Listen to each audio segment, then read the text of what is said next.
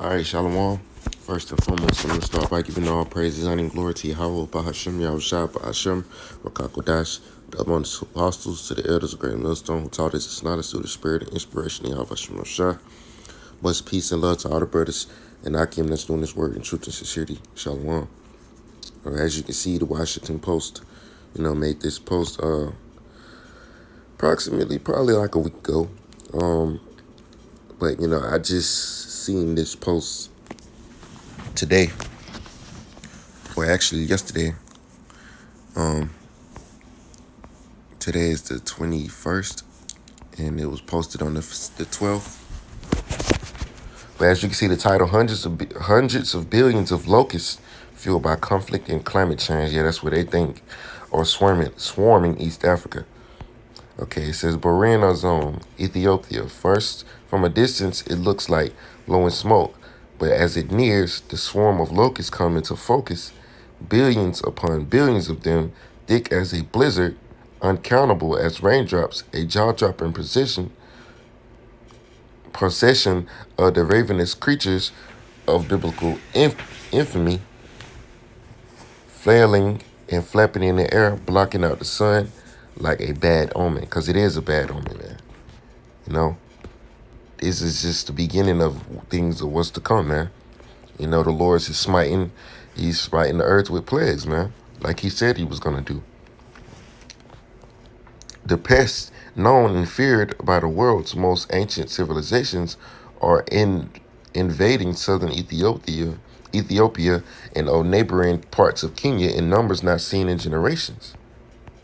They breed freely in areas outside government control in conflict-ravaged Yemen and Somalia, and they reach their voracious adolescence while migrating west towards the feeding grounds of lusher inland Africa. Unseasonable rain linked to climate change, driven even in the Indian Ocean, has turned the region into a buffet for the locusts. It says a major humanitarian crisis looms. Locusts can decimate cropland, crippling farmers and leaving markets empty and livestock with nothing to eat. Around 19 million people already face high levels of food insecurity in East Africa. Our only option is to try to kill them all, said that's a pest control expert at United Nations Food Agricultural Organization is Addis Ababa, Ethiopia's capital. A similar surge of locusts in northern Ethiopia in 1954 discovered nearly 100% of green leaf plant cover, along with a drought, caused a year-long famine. Then said. So these locusts, they play a big part in famine, man. They eat up all the greens, man. They eat up everything. It ain't nothing but the Lord, man. We seeing the plagues on the earth. Okay, this is let me get the example in Exodus chapter 10. I'm gonna start at verse 12. It says, "And Yahweh said to Moses, stretch out thine hand over the land of Egypt for the locusts, that they may come up upon the land of Egypt and eat every herb of the land, even all that the hell hath left."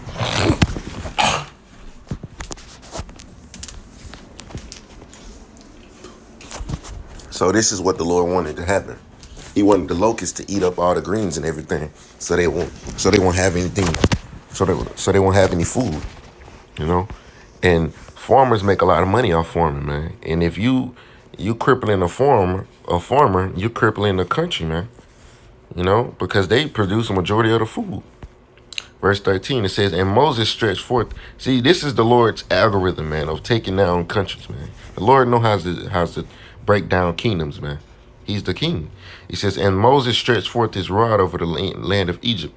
And Yahweh brought an east wind upon the land all that day and all that night. And when it was morning, the east wind brought the locusts. And the locusts went up over all the land of Egypt and rested in all the coasts of Egypt. Very grievous were they.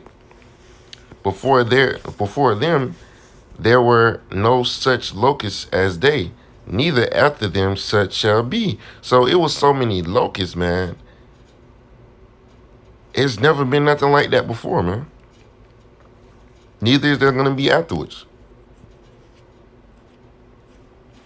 You know, who knows about them locusts, man? They probably was bigger. It says, before them, there were no such locusts as they. So what does that tell you, man? It was something very special. It was something very different about those locusts, man. You know, and it doesn't give great detail on what that is.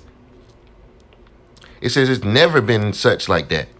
Whether it be, you know, the size of them, or whether they be, it was a great number of them. It says, neither after them such shall be such. Neither after them shall be such. So it was something very different about those locusts that the Lord brought upon the land of Egypt. Whether they were bigger or, hey, who knows what it was, man. And we know what we know in part, we prophesy in part. You know, but in the kingdom we'll know. It says, for they covered the face of the whole earth, so that the land was darkened, and they did eat. See, that's what it was. They covered the face of the earth. You know, the Lord said it never has been like that before. So that the land was darkened, and and they did eat every herb of the land, and all the fruit of the trees which the hail had left, and there remained any not and there remained not any green thing in the trees or in the herbs of the field,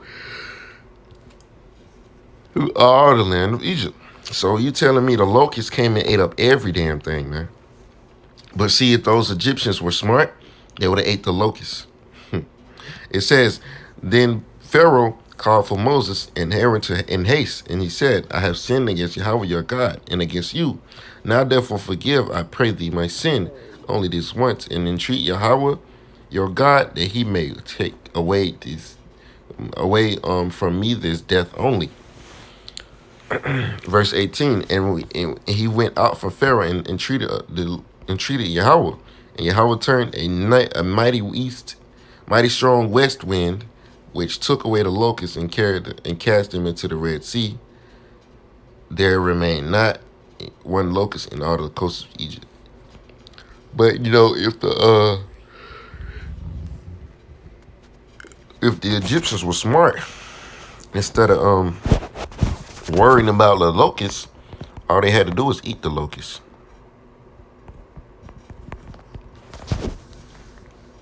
You know? All they had to do was eat the locusts. Because they're lawful food.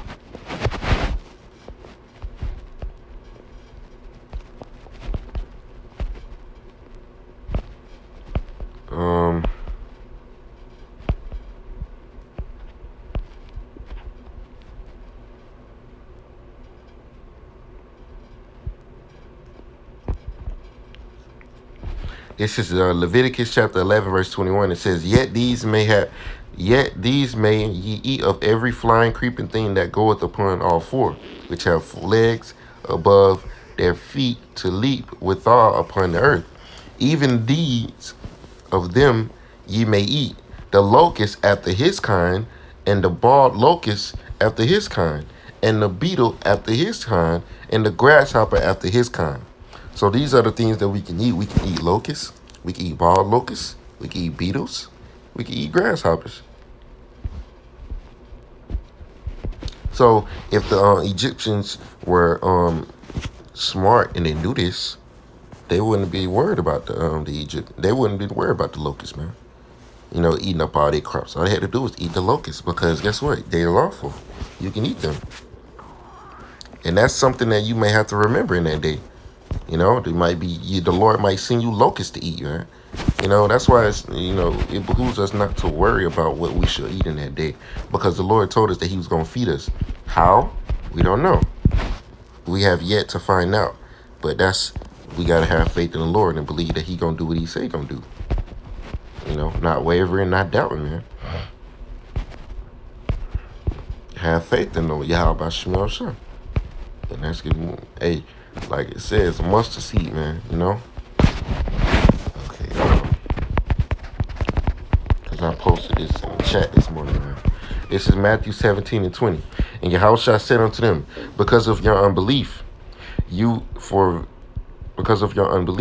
verily I say unto you, if you have faith as a grain of mustard seed, you shall say unto this mountain, remove hence to yonder place, and it shall remove, and nothing shall be impossible to you. So you got to have faith the size of a mustard seed, you know. And the mustard seed, that's the smallest seed, but it grows into the biggest plant, man.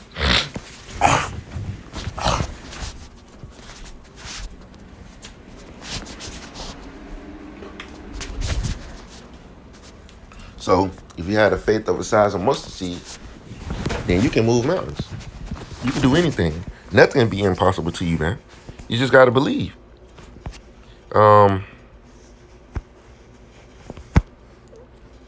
What scripture am I looking for? All right, here it is. Isaiah 65:13. It says, therefore, thus saith Yahweh, thus saith the Lord Yahweh, behold, my servant shall eat, but ye shall be hungry. Behold, my servant shall drink, but ye shall be thirsty. Behold, my servant shall rejoice, but ye shall be ashamed. So, the Lord gonna feed us. He did this before. You know? He fed us manna.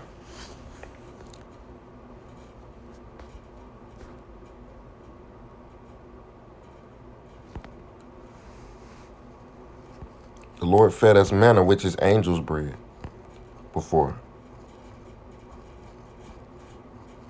This is Deuteronomy 8:3. It says, and he humbled thee and suffered thee to hunger, and fed thee with manna, which thou knewest not, neither did thy fathers know, that he might make thee know that man does not live by bread alone, but by every word that proceeded out of the mouth of Yahweh, that doth man live.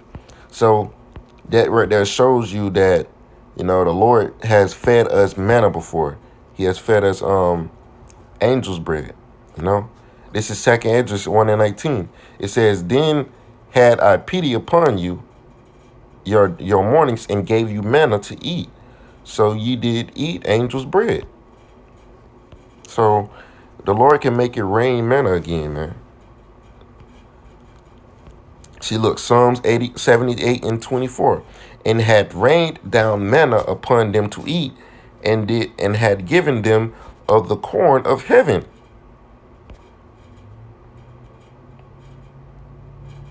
I'm gonna start at verse 22. It says, Psalms 78:22. Because they believe not in the Most High and trusted not in His salvation. So we can't be like them. We got to believe in the Lord and trust in Him.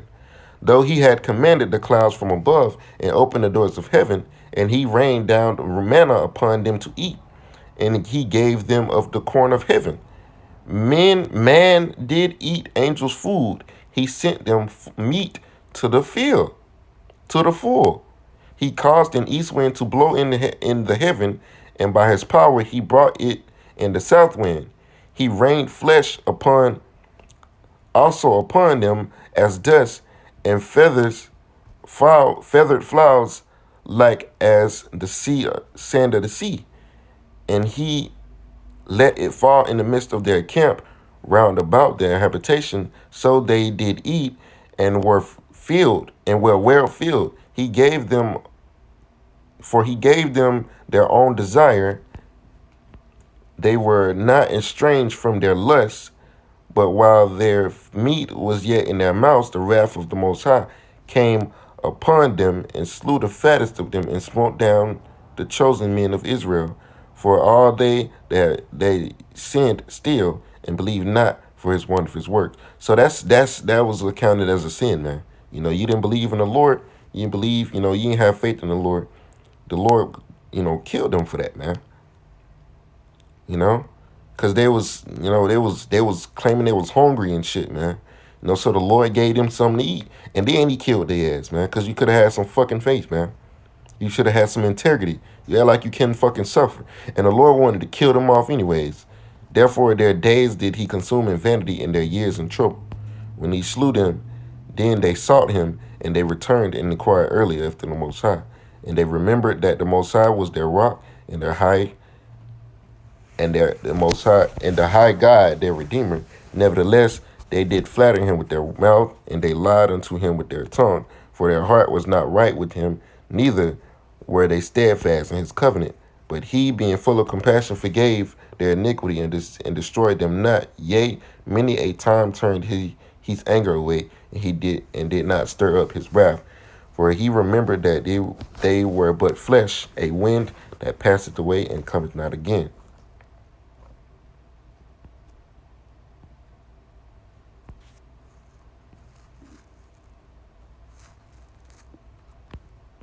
So you can't put no limits on the Lord's power, man.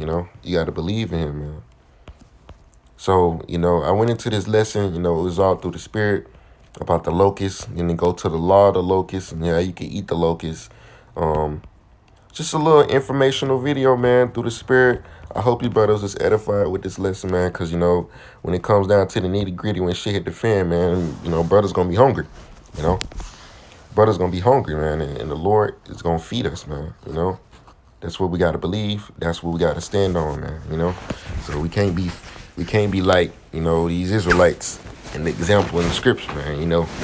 We got to be better than that. We got to believe in the Lord. So with that, I'm going to give all praises and glory to Yahweh, Ba'ashem, Yahushua, Ba'ashem, Rakakwadash, double honors to the apostles, to the elders, great millstone. Much peace and love to all the brothers doing this work in truth and sincerity. Shalom.